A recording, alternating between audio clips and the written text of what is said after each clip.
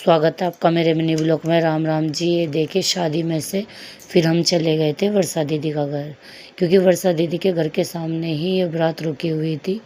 तो हम यहीं तक गुड़चड़ी करा के फिर चले गए थे हम वर्षा दीदी के यहाँ। हम आगे नहीं गए थे, तो हम वर्षा दीदी के यहीं पर रुक गए थे।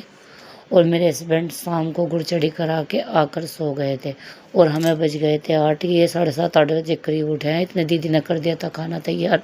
दीदी ने बनाए थे दाल और चावल और सलाद और रोटी। और वाकई में दीदी ने बहुत ही टेस्टी खाना बना रखा था, बिल्कुल ढाबे को फेल कर रखा था। इतने टेस्टी दाल चावल बना रखे थे। दीदी के सास ससुर है, उनके बच्चे, दीदी के 2 बेटी और 1 बेटा है। और दीदी की छोटी सी फैमिली लेकिन बहुत अच्छी फैमिली है। और उनके सास ससुर भी बहुत ही अच्छे हैं और दीदी भी। ये दोनों बहन भाई कर रहे हैं बात। ये इनके ताऊ जी की लड़की है और ये उड़ाने में ही रहती हैं। तो बारात इन्हीं के घर के सामने आई हुई थी, मेरे भांजे की। तो हम गुड़चड़ी के बाद में दीदी के पास ही रुक गए थे और फिर हम बातचीत करके और सबसे मिलकर और चल दिए थे फिर हम अपने घर। ये देखिए।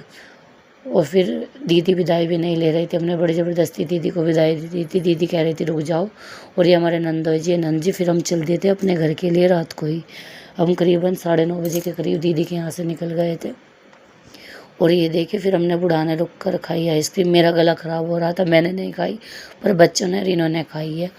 और उसके बाद में पहुँच गए थे हम रात को ही अपने घर पे। ये देखिए पहले लुरसान रुक के इन्होंने पिया है पानी, और पानी पीने के बाद में फिर चले गए थे हम अपने घर के लिए। देखिए जंगल के रास्ते को होते हुए हम पहुंच गए हैं अपने घर पर।